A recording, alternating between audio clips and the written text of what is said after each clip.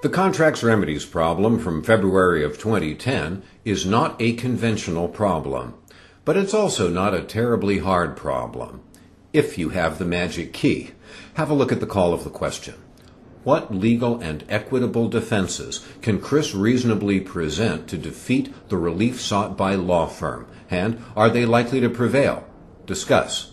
Well, we know that law firm is going to have one or more theories of liability in order to be entitled to claim any form of relief. So, in order to defend a plaintiff's claim for relief, our defendant Chris is likely to have defenses to the theory of liability and also legal and equitable defenses to remedies. So, we can't really outline an answer to this question just based on the call. But we can come fairly close. We know the basic pattern for civil litigation. Law firm is the plaintiff. They have to have theories of liability and prayers for relief. We'll talk about each one of them in turn. And Chris will have defenses. Now, as it turns out, this is a contracts question, and we know that there is a magic key that opens problems relating to contracts defenses. And that magic key is there are defenses to formation, defenses to breach, and defenses to remedies. And as it turns out, that's our organizing principle for answering this question. We will answer this call of the question directly, orienting it around contracts defenses. Let's go to the top of the fact pattern, and we'll see just how unconventional this essay question is. In the first paragraph, we meet Lou, a character not mentioned in the call of the question. Lou is the managing partner of law firm, and Chris, our defendant, is a paralegal. Chris plans to go to law school, and Lou invites Chris and Chris's father to dinner to talk about Chris's legal career. And notice a very interesting fact in the first paragraph. Chris is described as having a naive understanding of a lot of legal matters, apparently, even though he's a paralegal getting ready to go to law school.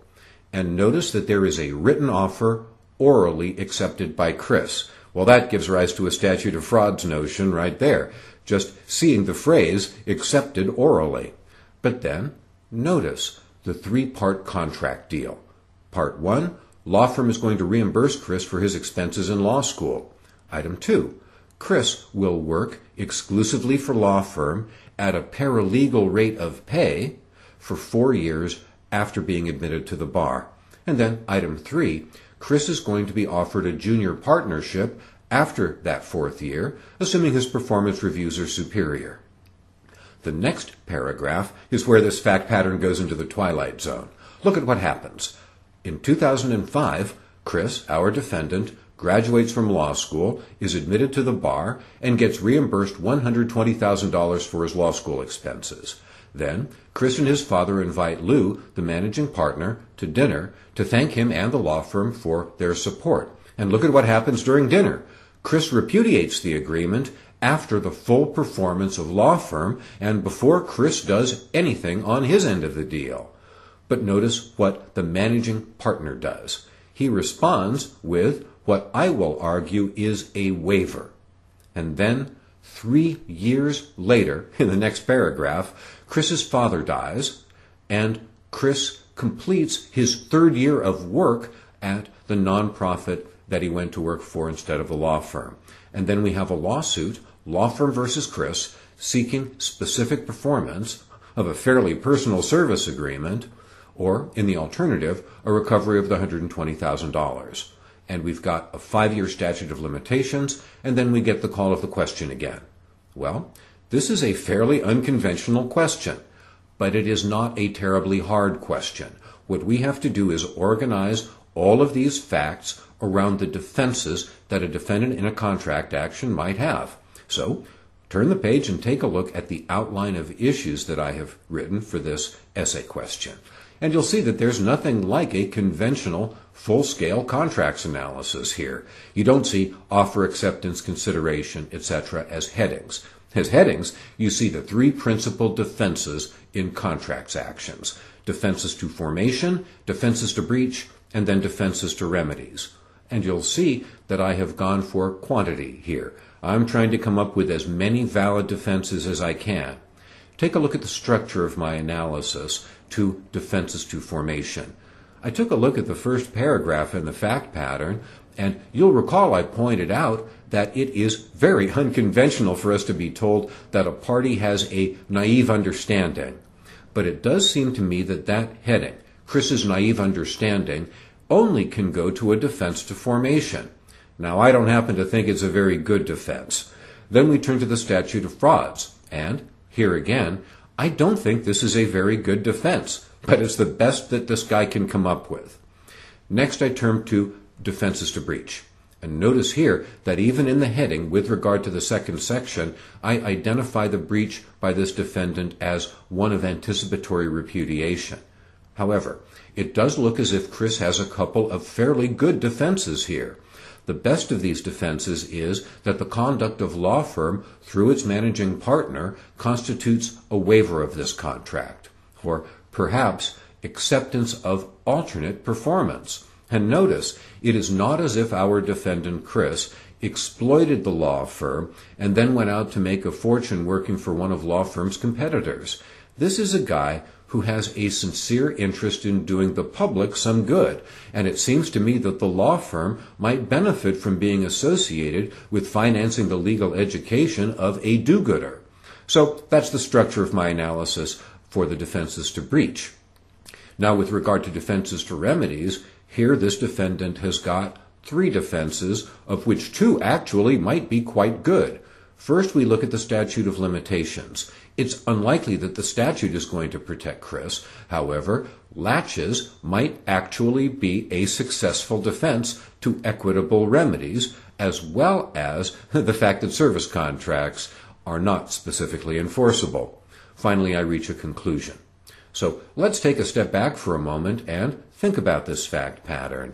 This is quite different from many essay questions that we're going to see in contracts. The facts are unconventional. But intellectually, not only is this question just like many other contracts questions, it's actually a little simpler.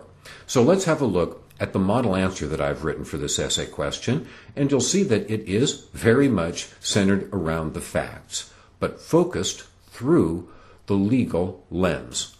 Take a look at the very first thing that I write. I have a very short, upfront paragraph in which I lead with the facts. I explain the basis of law firm's breach of contract action, and I also point out that it's going to be governed by the common law. Notice that I explain upfront that a defendant in a contracts case actually can present defenses at a number of different stages of the plaintiff's case, and I suggest upfront that Chris is likely to prevail. Then we go to a consideration of defenses to formation. And notice, right up front, I do work in the elements of contract formation. I mention offer, acceptance, and consideration, and I focus on the offer and acceptance right up front in about as short a series of short sentences as the situation could be addressed by. Then I go into Chris's naive understanding and the statute of frauds. Now, both of these defenses are very thin, and I don't think Chris can defend against the existence of a valid contract. So I conclude that Chris's defenses to formation are all going to fail. But that's not necessarily the fate of Chris's defenses to breach. And notice, right up front, I lead with the facts. I explain that after the law firm had paid $120,000 of Chris's law school expenses, Chris advises the managing partner, Lou, that he's decided to take a job with a nonprofit victims' rights advocacy center, which is a clear repudiation of the agreement between law firm and Chris. Now, have a look at the first paragraph of what I write under waiver. I actually work in the law of anticipatory repudiation because it's relevant here.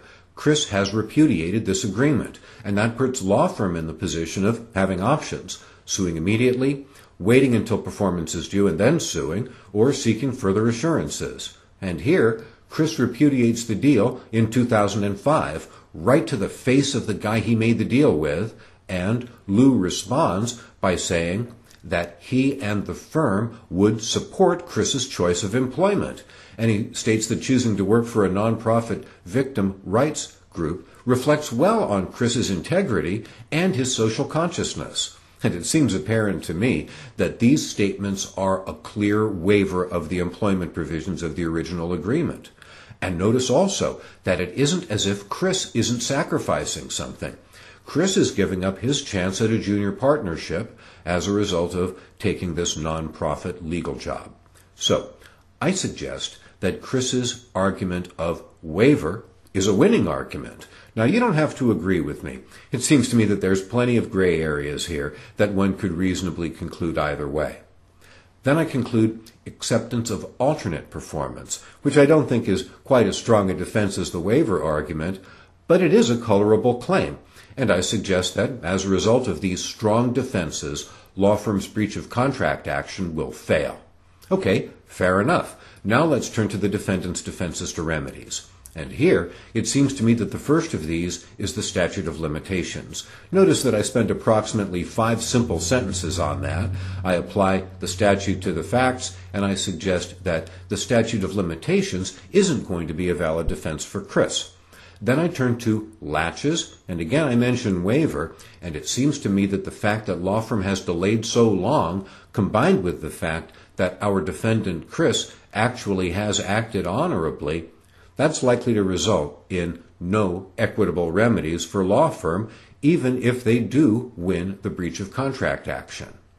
Then I turn to the fact that service contracts are not specifically enforceable, a fairly simple analysis, and it all adds up to the bottom line that our defendant, Chris, is probably going to win this lawsuit.